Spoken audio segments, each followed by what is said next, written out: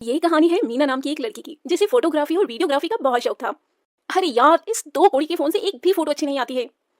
तभी वहां मीना की माँ पल्लवी आती है। अरे बेटा पल्लवी, फोटो ही खींचती रहोगी या खाना भी खाओगी? अरे माँ, मैंने आपसे कितनी बार कहा है कि मुझे एक कैमरा दिलवा दो, लेकिन आप तो मेरी सुनने को ही तैयार नहीं है। बेटा, तेरा एक कैमरा का दाम भी तो 10 कैमरे के बराबर है। अरे माँ, आपकी एक ही तो बेटी है और आप उसे एक कैमरा नहीं दिलवा सकती हो। अगर आप मुझे कैमरा नहीं दिलवाओगी तो मैं खाना भी नहीं खाऊंगी। नाटक बनकर, तेरी मनपसंद बिरयानी बनाई है मैंने। अच्छा, आज खा ले रही हूँ लेकिन कल से नहीं खाऊंगी। हाँ, चल देखती हूँ कि तू अपनी बातों पर अमल करती है या नहीं। हाँ, देख लेना आप, पहले मैं जरा आज अपनी बिरयानी खा लूं। पगली। तो मीना डाइनिंग टेबल पर बैठती है और अपनी बिरयानी खाने लग जाती है। खैर, इसके कुछ दिन बाद एक दिन मीना के पापा ऑफिस से घर आते हैं। ले बेटा, तेरा बर्थडे गिफ्ट। अरे पापा, मुझे जो चाहिए वो तो आप मुझे देंगे नहीं, तो इसका क्या फायदा?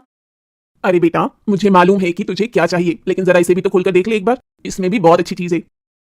खोल ही लेती हूँ। अब इतने प्यार से जो लेकर आए हैं आप मेरे लिए। मीना गिफ्ट खोलती है तो देखती है कि उसमें कैमरा रखा हुआ है। ये देखकर मीना खुशी की मारी पागल हो जाती है। अजी, मैंने आपसे मना किया था ना कि इतना महंगा कैमरा अभी मत दिलाइए इसे। आप भी ना। अरे पल्लवी, तुम इतना टेंशन क्यों ले रही हो? अरे इसे फोटोग्राफी और वीडियोग्राफी का शौक है। अगर हम इसके शौक पूरे नहीं करेंगे तो कौन करेगा? Yes papa, you are the great. आप तो मुझे बहुत अच्छे से समझते हैं। उफ भगवान, ये दोनों बाप बेटी का क्या करूं मैं। हाँ माँ, आप बैठो, मैं पापा के लिए खाना लगाती हूँ। देखा, आपसे कैमरा मिल गया तो खाना भी लगा रही है अब। अरे कोई बात नहीं, अभी इतनी बड़ी बेटी भी नहीं हुई है हमारी, बच्ची ही तो है। खैर, अब मीना को अपना पसंदीदा कैमरा मिल चुका था, इसलिए वो अब अच्छे अच्छे स्पॉट पर जाकर फोटोग्राफी करना शुरू कर देती है। कि तभी एक दिन जब मीना किसी खूबसूरत नदी के किनारे फोटोग्राफी कर रही थी, तभी उसके पास एक आदमी मुंह में रुमाल बांधे हुए आता है। ए, तुम लोग कौन हो? अरे जाने मन, हम लोग कौन है अभी तुझे बताते हैं। इसके बाद दीपक मीना को जोर से धक्का देता है और उसका कैमरा लेकर वहां से भागने लगता है। लेकिन मीना बड़ी चालाक थी, वो जल्दी से दोनों के सिर पर 2 पत्थर से वार करती है। आई! चुप बेवकूफ।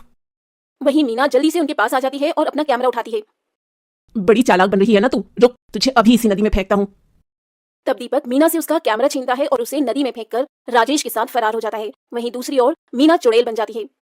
एक तो तुम लोगों ने मेरा कैमरा चुराया और ऊपर से मुझे एक चुड़ैल बना दिया। अब मैं तुम लोगों से बदला लूंगी, बदला।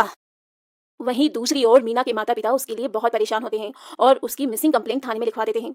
खैर, चुड़ैल अब राकेश और दीपक के पास जाती है। मेरा कैमरा चुराएगा तू? रुक, अभी तेरी टांग तोड़ती हूँ और इसका सूप बनाकर पीती हूँ। तब चुड़ैल राकेश के सामने अचानक से प्रकट हो जाती है। चुड़ैल को वहां देखकर राकेश की सिट्टी पिट्टी गुम हो जाती है। कौन है तू? कहीं तू मेरी पुरानी प्रेमिका मंजूली तो नहीं है? अपनी शक्ल देखी आईने में? तेरी कोई पुरानी प्रेमिका भी थी? यकीन नहीं होता। अच्छा, तू मेरा ध्यान भटकाने की कोशिश मत कर, वरना। तुम कोई भी हो, मुझे माफ कर दो, मुझे जाने दो। वैसे मैं इतना बुरा भी नहीं दिखता। हाँ, तू बुरा नहीं दिखता, लेकिन जब तू मरेगा ना तो तू बहुत ही बुरा दिखेगा। मरेगा मतलब? हाँ, अगर तू मरेगा नहीं तो मैं तेरे हाथ और पैर का सूप बनाकर कैसे पीऊंगी रे? नहीं नहीं, ऐसा मत करना। एक तो मेरा कैमरा चुराता है और मुझे मारता भी है और ऊपर से बोलता है कि तुझे ना मारूं। अच्छा, तो तू कैमरा वाली चुड़ैल है? हाँ।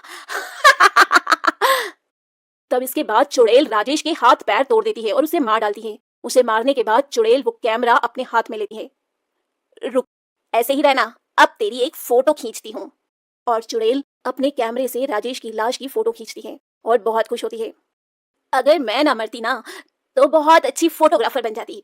वाह मीना, तेरी फोटोग्राफी का तो कोई जवाब नहीं। सोच रही हूँ अब से मैं बुरे लोगों को ऐसे ही मारूंगी और उनकी ऐसे ही तस्वीर लूंगी। इसका मैं तो बड़ा मजा आने वाला है मीना। लेकिन दूसरा वाला आदमी कहाँ है? पहले तो उसे मारूंगी और सोच रही हूँ कि उसकी खोपड़ी का सूप बनाकर पीऊं। और चुड़ैल अब दीपक को ढूंढने लग जाती है। वहीं शाम को जब दीपक राजेश के पास आता है तो देखता है कि किसी ने राजेश को बहुत बुरी मौत मारा है। नहीं, कहीं ये काम उसी लड़की की आत्मा का तो नहीं है? मुझे भागना होगा यहाँ से। तभी वो वहां से भाग जाता है। वहीं दूसरी ओर चुड़ैल एक आदमी की दुकान के पास जाती है। दरअसल वो आदमी मोहल्ले में बासी मिठाइयां बेचता था। इस आदमी की वजह से मेरा बहुत बुरा वाला पेट खराब हो गया था, इसे तो मारना ही पड़ेगा। खैर, वो आदमी अपनी दुकान बंद करके घर के लिए निकलने लगता है कि थोड़ी दूर आगे बढ़ने पर एक सुनसान गली में उसे चुड़ैल मिल जाती है। चुड़ैल? वो भी कैमरे वाली? आजकल चुड़ैलों के पास भी कैमरा होता है क्या? और क्या, हम लोग मॉडर्न जमाने के चुड़ैल हैं, हमारे पास सब कुछ होता है। अच्छी बात है, अच्छी बात है, लेकिन तुम्हें मुझसे क्या काम है? सुना है तू बासी मिठाइयां बेचता है जिससे लोगों की तबीयत खराब हो जाती है। नहीं नहीं, ये किसने बोला? ये सब गलत है। मैं तो कॉलोनी में सबसे ताजी मिठाइयां बेचता हूँ। तभी चुड़ैल अपनी शक्ति से उस आदमी की दुकान की मिठाइयां अपने हाथों में प्रकट करती है। अच्छा, तो ये ले, अपनी सारी मिठाई खा ले। वो आज मेरा पेट खराब है। मुझे पता था कि तू यही बोलेगा, लेकिन मैं तो तुझे ये मिठाई खिलाऊंगी। नहीं नहीं। जबरदस्ती उस आदमी के मुंह में मिठाई के डिब्बे को ठूंस देती है, जिससे उस आदमी की मौत हो जाती है। बड़ा आया, मेरा पेट खराब करेगा। गया ना काम से। उसे मारने के बाद चुड़ैल उसकी तस्वीर ले लेती है।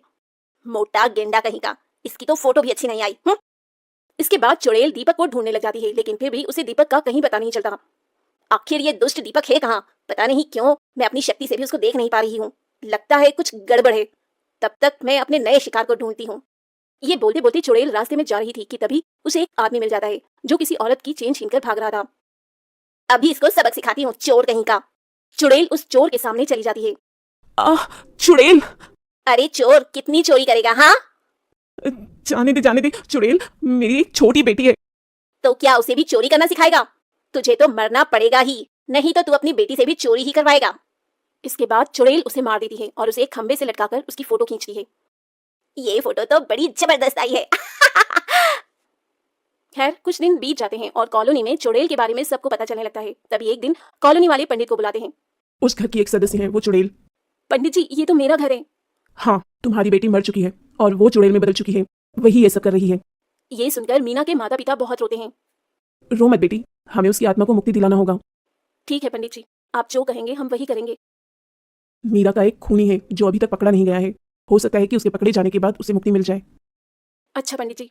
खैर, कुछ दिन बाद इंस्पेक्टर दीपक को पकड़ लेते हैं और उसे पकड़कर उसे हथकड़ियां लगाकर कॉलोनी में ले आते हैं, जहां आज कॉलोनी वाले पूजा करने वाले हैं। बेटा मीना, हमें पता है कि तुम्हारे साथ बहुत गलत हुआ है, लेकिन तुम बेवजह बेकसूरों को मत मारो। और ये देखो, दीपक पकड़ा गया है, हमारे सामने आओ। तभी चुड़ैल वहां पर प्रकट हो जाती है। वो लोग बेकसूर नहीं थे। माना कि वो लोग बेकसूर नहीं थे, लेकिन कानून को अपने हाथ में मत लो मीना। हाँ बेटा, अब तो दीपक भी पकड़ा गया है, ये सब मत कर बेटा। हाँ बेटा, तू तो हमारी प्यारी बिटिया थी ना, तो फिर क्यों नहीं करती है ऐसा? इस तरह सभी लोग उसे बहुत समझाते हैं। ठीक है माँ पापा, मैं अब से किसी को भी नहीं मारूंगी, लेकिन इस दीपक को भी नहीं छोड़ूंगी। अलविदा। इतना कहने के बाद चुड़ैल दीपक को अपने साथ हवा में उड़ाकर ले जाती है और जाते जाते ऊपर से कॉलोनी वालों की फोटो भी खींच लेती है। ये फोटो देखकर मैं आप सबको बहुत याद करूंगी।